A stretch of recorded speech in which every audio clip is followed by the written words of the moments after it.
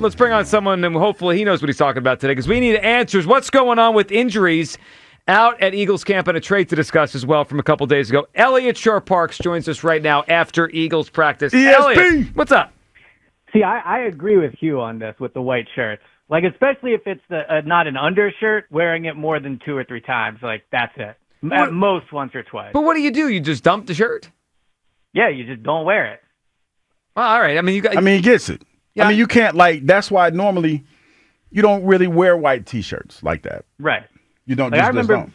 back in high school, it was like five white T-shirts for $20, and you would wear them maybe once or twice, and that was it. Otherwise, they just once you wash them, they don't look the same. It doesn't look as fresh. It's a no-go. Yeah, well, this is what Hugh was telling us. All right, you're on board there. All right, Eliot, we got a lot to discuss today because it seemed like a tough day for the Eagles on the injury front, which I feel like there haven't been too many of those. Like, guys have been held out of practice. They've been cautious, and some guys have gotten banged up. But today it felt like a bunch of players had injury issues during the day. So take us through the practice and who was out and then who went out during the practice.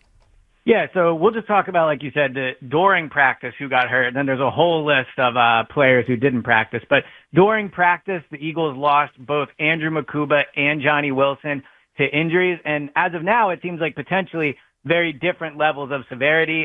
Andrew Makuba was doing a one-on-one drill. After the drill, you could see him kind of grab his left hamstring. He had a slight limp.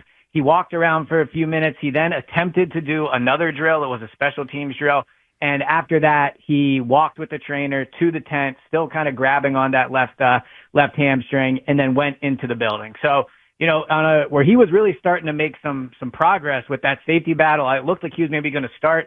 This could potentially be a setback, so we'll find out soon how long he's going to be out.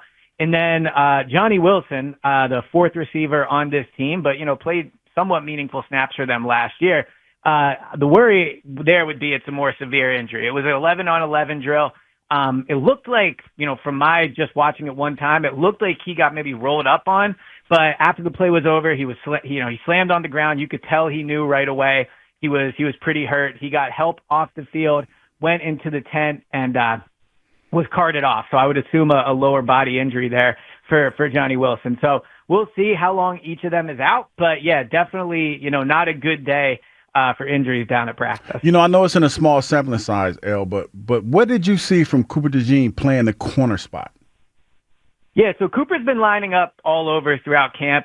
Just now recently, he's started to line up on the outside. He's played majority nickel and then safety and base, for the first 15 days of training camp. I thought he struggled a little bit with Devontae yesterday, but that's understandable. Devontae, obviously, a lot of corners are going to struggle with him. So my concern with Cooper on the outside would not be so much, can he do it long term? It's can he just step in and do it right now? Because I do think there will be some growing pains. I'm also not really sure if it fits the strength of his game. I think right now the strength of Cooper's game is being on the inside of the field, not on the outside. You want him there for running plays. You want him for guys coming across the middle. If he's on the outside, the defense or the offense can kind of just take him out of the play by sending that guy long, and then Cooper's 25 yards down the field. So I think long-term he could potentially do it, but doing it right now I think probably doesn't suit the strong point of his game. All right, Eliot, the other injuries today, guys that did not practice from the jump. It was Jordan Mailata with a concussion. Hopefully that's not a serious thing and he's back in a day or two. But the other one that caught my attention,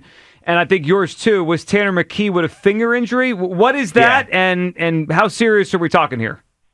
Yeah, so credit to Tim McManus of ESPN. He mentioned this. He noticed this yesterday during practice.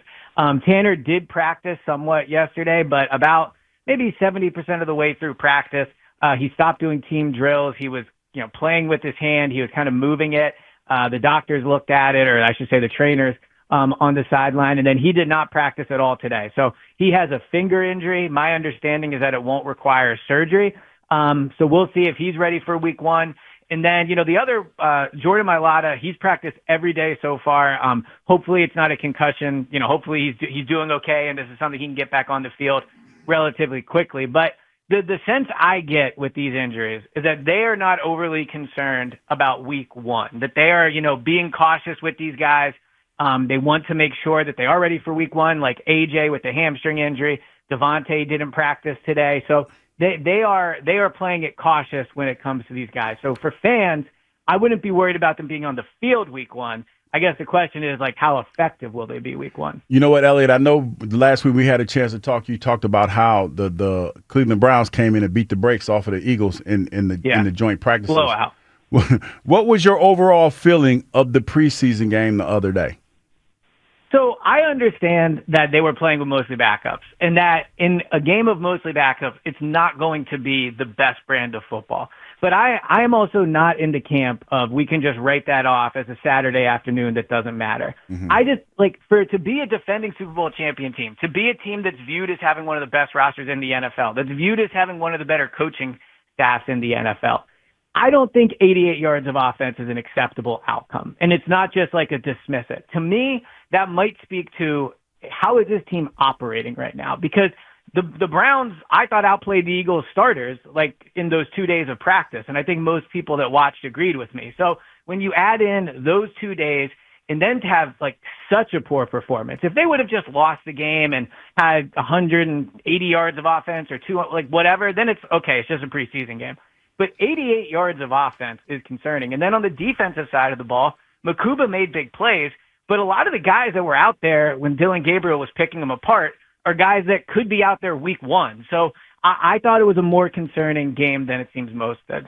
Eliot, when you add together the preseason so far, the training camp practices you've seen, and then a bunch of guys just in and out, with injuries, Landon Dickerson, who's now obviously out and probably will be for week one, A.J. Brown hasn't practiced in a while, are you yet to the point where you're expecting a slow start to the season? And I can add in a new offensive coordinator as well.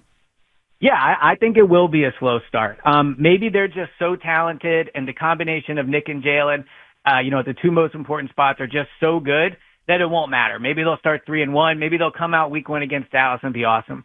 But all the indications, like on the field, are that this is going to be a slow start. While I think it's smart to be cautious with the injuries and not get them, further injured at practice, the reality is the starting 11 players on offense and what will likely be the starting 11 players on defense, I would guess, have taken less than 100 snaps together on each side of the ball in camp. Like maybe it's a little more, but it certainly isn't 200-300 snaps. Devontae missed the start of training camp, and now AJ's out. Landon has missed some time. Lane's only doing drills half the time. And then on defense, they don't even know who the starters are going to be. So they've been trying so many different combinations there. They're not getting a ton of reps together. So look, they're a great team. They're coming off the Super Bowl. I completely get why fans would just want to dismiss it. I'm just saying what I'm seeing every day is the makings of a slow start. Eliot, the John Metchie trade, we haven't talked to you about it yet. It came down on Sunday. If you had to guess what the most likely reason for the trade was, just good value, they like the player, they're concerned about the depth at wide receiver, and they made this trade obviously before Johnny Wilson had his injury today. But what did you make of why that trade went down?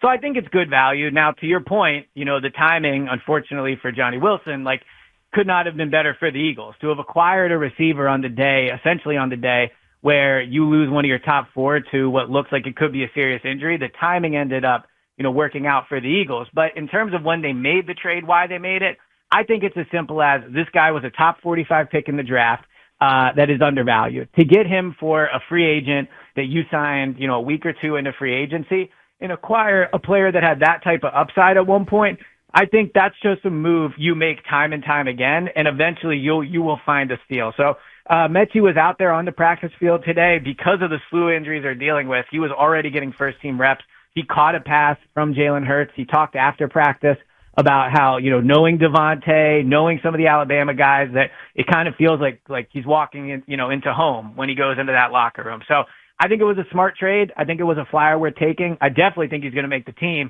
And at this point, frankly, he might be playing week one. So we'll see. We shall. Eliot, we appreciate hopping on and for all the good information today. Eliot, we'll talk soon. Thank you. Have a good one. Yep, sounds good. Talk to you. There he goes. Eliot Shorr-Parks down at the NovaCare Complex for camp.